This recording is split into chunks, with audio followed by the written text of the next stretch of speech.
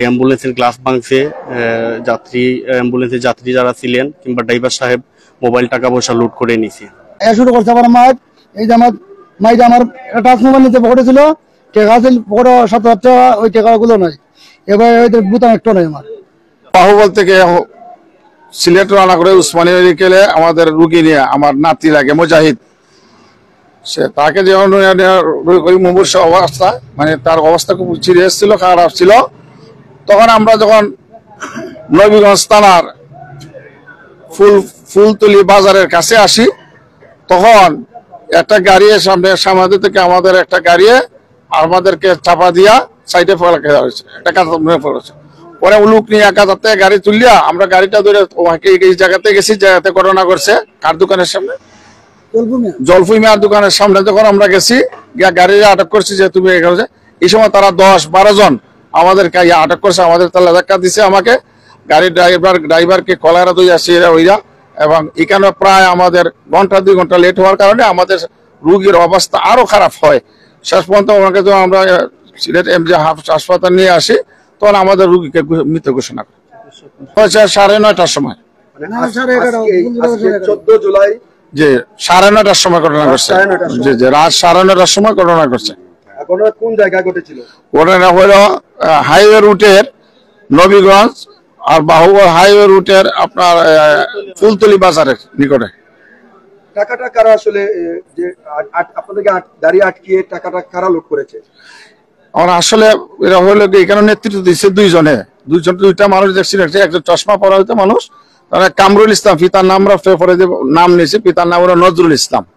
আর একটা হইলো আপনার নজরুল ইসলাম, না কামরুল ইসলাম, পিতার নাম হলো নুরুল ইসলাম। আর নজরুল ইসলাম, পিতার নাম হলো আবুল হোসেন। আপনাদের গাড়িটি আসলে কোন গাড়ির সাথে বা কি গাড়ির সাথে দুর্ঘটনা ঘটে? ডিস্ট্রিক্ট গাড়ির সাথে কি সংঘর্ষ করে, তারই করে নাকি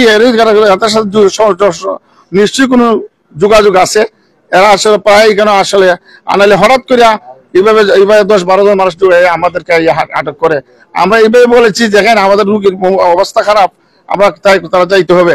এরপর তেলা ধাক্কা দিছে আমাকেও আর রুগীকেও, তো সিট থেকে পড়েই গেছিল রুগী।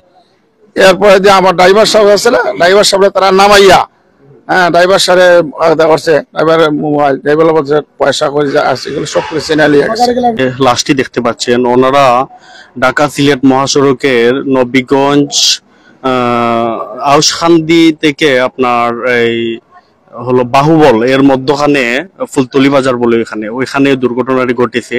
একটি ট্রাক অ্যাম্বুলেন্সকে চাপা দিলে অ্যাম্বুলেন্সটি রাস্তার সাইডে পড়ে যাওয়ার পর লোকজন দৌড়ে টানাস্তা করে গাড়িটা তোলার পর ওই ট্রাককে সামনে যাইয়া আটকানোর চেষ্টা করেন। ট্রাকটা তার ফুলতলি বাজারের আগে ওইখানে 10-12 জন মানুষ ছিলেন, ওইখানে আটকানোর পর ওইখানে তারা যে হার্ট স্ট্রোকের পেশেন্ট নিয়ে সিলেটে আসতেছিলেন রোগী, তখনই ভয় পাইছে, বুকের ব্যথা আরো বেড়ে গেছিল। তো ওসমানী মেডিকেলে নিয়ে আসার পর কর্তব্যরত চিকিৎসক রোগীকে মৃত বলে ঘোষণা করেন। কামাল সাহেব উনি আমাকে ফোন দিছিল যে ভাই আমাদের গাড়িটা এরকম আটকানোর পরে মারধর করতেছে, কোন জায়গায়? ফুলতলি বাজারে। আচ্ছা ঠিক আছে, ফুলতলি বাজারে মারে কেন, কারণ কি? যে একটা দুর্ঘটনার কারণে। আমি যখন ফুলতলি বাজার বাইরে হই, এখানে একটা গরুর বাজার আছে, মেলা বাজার করে বাহুবল নবীগঞ্জের মধ্যখানে একটা মেলা বাজার নবীগঞ্জ থানা করছে। মেলা বাজারের মধ্যখানে হওয়ার পরে মেলা বাজারের পাঞ্চার ভাঙ্গা অনেক গভীর করছে। গত কয়েকদিন আগে সেনাবাহিনী বাজার একটা গেঞ্জাম ছিল, গভীর করেছে সেনাবাহিনী এসকোয়ার দিয়ে, ওই গভীরের মাঝে আমার গাড়িটা চাপ দেওয়া ডিস্ট্রিক্ট গাড়ি ফেলাই দেয়। তখন এখানে সিএনজির একটা স্ট্যান্ড ছিল পূর্ব পাশে, ওরা দূর দিকে গেছে, দূরে গিয়া গাড়ি ওয়াইসে তারা প্রায় 20-25 জন আমার গাড়িটা উঠাই দিছে। উঠাই একজন মানুষ আমার গাড়ির সামনে উঠছে, গাড়ি দৌড়ে তোর বাকিটা পরে বুঝবো। যখন ফুলতলি বাজারে যাই আমি দৌড়ে গাড়ি আটক করি, তখন হুট করে তারা দোকান থেকে ফোনটা বেশি মানুষ জলফুঙ্গার দোকান থেকে ওইখানে তাদের মায়ের কাছে আমি ত্রিমূল ফোন দিছি। ত্রিমূল লাইনে আমার কইছে যে পুলিশ দিয়েছে আপনার নাম্বার দিয়ে আমি আলাপ করছি, আলাপ করা হচ্ছে 10 মিনিট খারাপ, 2 ঘন্টা অপেক্ষা করছে, কোনো পুলিশ আসে নাই।